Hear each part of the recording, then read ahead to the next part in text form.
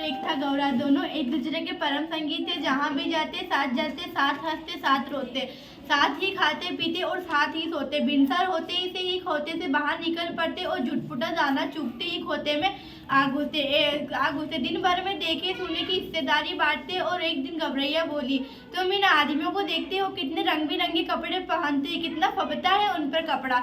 गौरा बोला, खाक फबता है, कपड़ा पहनने से तो आदमी और बदसूरत लगता है।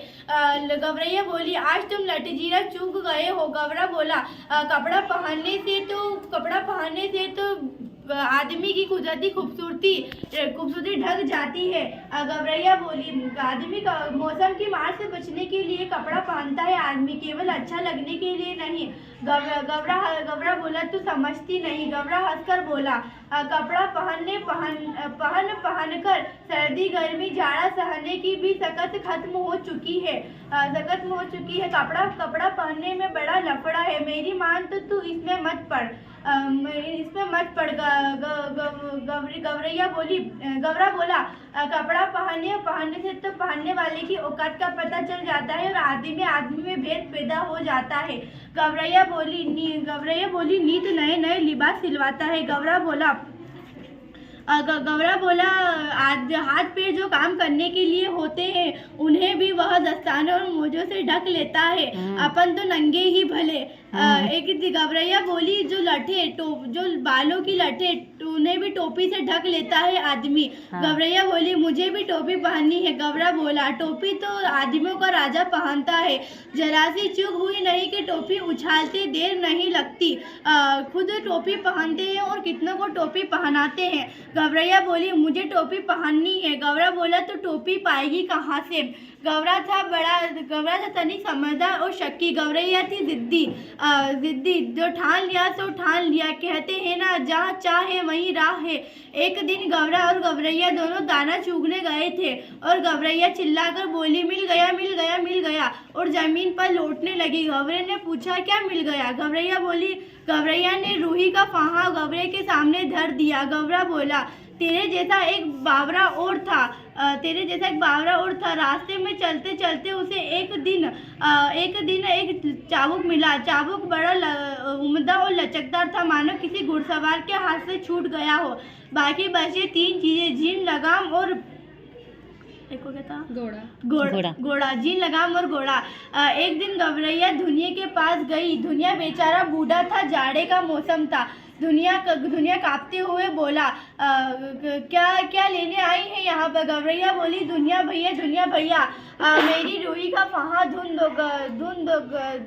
धुनिया बोला, मुझे राजा जी के लिए रजाई बनानी है और तू यहाँ पर मुफ्त में काम करवाने आ गई। घबरैया बोली, नहीं धुनिया भैया, मैं मुफ्त में कोई काम नहीं करवाती। तुम इसे ढूंढ दो, आधा तुम ले लेना, आधा मैं ले लूँगी। दुनिया को बात अच्छी लगी और उनने सौदा कर लिया और आधा दुनिया ने बड़े मन से रूही का फहा पींज दिया और आधा खुद ने ले लिया और आधा घबरैया को दे दिया। गौरा और घबरैया बड़े उत्साह के साथ एक कोरी के पास गए। गोरी की कमर झुकी हुई थी और बदन पे धज्जी से कपड़े पहन रखे थे। घबरैया बोली, कोरी भैया, मेरी इस रूही की सूत काट दो।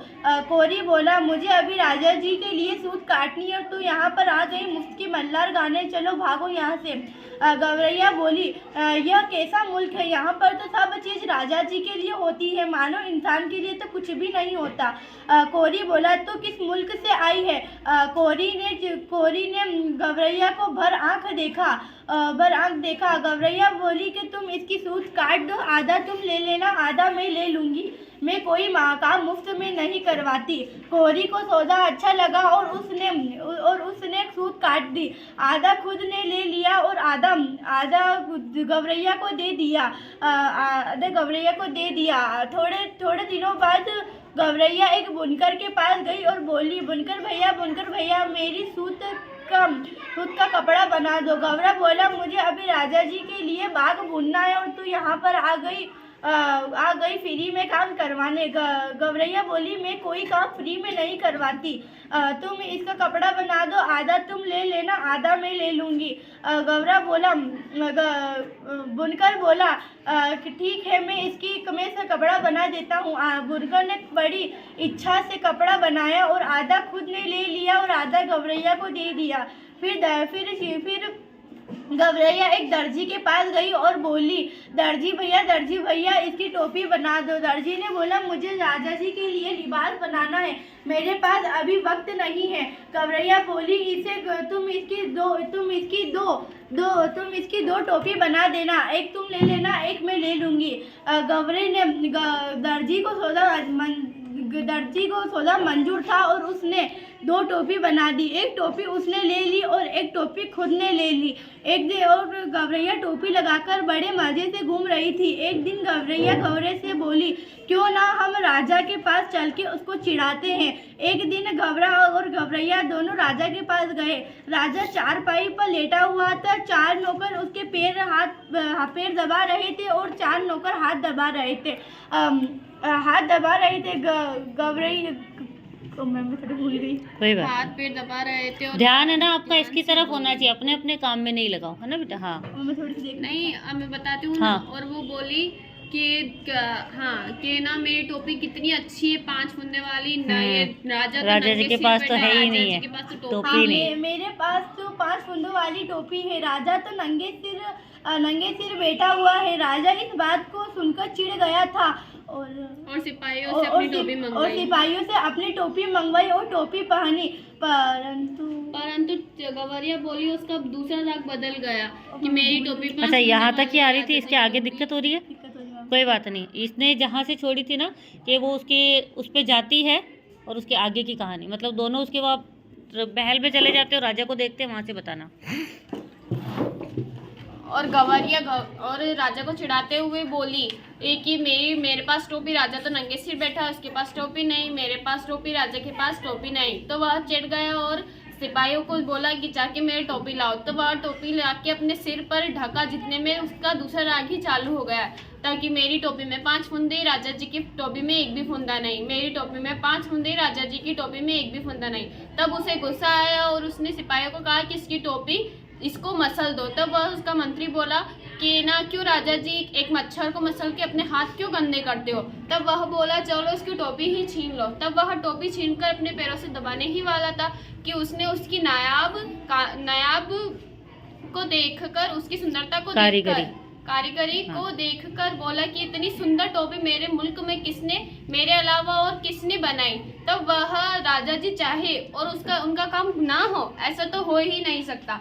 तब वह उनके सामने मरते मरते दर्जी आया और बोला कि ना, क्षमा करें महाराज, क्षमा करें। तब वह राजा जी की आवाज़ दहाड़ते हुए कहने लगा, क्षमा नहीं, वजह बताओ। तब वह कहा कि कपड़ा बहुत ही अच्छा था, इसीलिए टोपी भी अच्छी बनी। तब वह जिसने कपड़ा बुना था बुनकर को बुलाया। तो बुनकर बोला, महाराज सूत बहुत अच्छा था, इसीलिए कपड़ा भी अच्छा बना। तब वह कौरी को बुलाया और कौरी से पूछा, तुमने हमारे अलावा इतना अच्छा सूत क्यों करा। तो वह बोला कि ये रुई एकदम धुनी हुई इतनी अच्छी थी जैसे कोई बादल हो। तो वह धुनकर को बुलाया। तो धुनकर ने बोला कि महाराज क्षमा करें महाराज। तो उसने बोला, क्षमा नहीं, वजह बताओ। तो उसने कहा, महाराज जिसके पास कुछ भी नहीं है वो हमें आधा मुनाफा देते थे और जिसके पास सब कुछ है वह हमें कुछ भी नहीं दे रहा, इसी वजह से आपकी टोपी अच्छी नहीं बनी और इसकी टोपी ज़्यादा अच्छी बनी। तो वह चिड़िया कहने लगी कि राजा जी तो के पास तो कुछ भी नहीं है, कंगाल है, निरा कंगाल है। तो वह राजा घबरा गया और मंत्री सोचने लगा कि यह चिड़िया तो मुफ्त है, राजा जी का सब कुछ बाहर निकाल देगी, खजाना तो इनका डूब गया। तो वह मंत्री ने राजा जी से बोला, राजा जी ने क्षमा करे, इनको जाने दीजिए और साथ ही इस चिड़िया को इसकी टोपी दे दीजिए, वरना ये आपको पूरी ही पोल खोल देगी। तब वह राजा जी ने उसकी टोपी पकड़ाई और वह चिड़िया जाते हुए बोलने लगी कि यह राजा तो डरपोक है, निरा डरपोक है, मुझसे डर के मेरी टोपी वापस कर दी। तो राजा जी बोली, जाने दे, इसको बड़ी मुफ्त है, यहाँ पे आके मेरा सब पोल खोल के चली गई। हाँ बहुत अच्छा, बहुत ही शानदार। जोया ने और गरिमा ने इस टोपी कहानी को, जो हमारी पाठ्य पुस्तक हिंदी में है, इसको बहुत ही बेहतरीन तरीके से सुनाया। एक बार इन दोनों के लिए क्लैपिंग सभी को। बहुत अच्छा बेटा।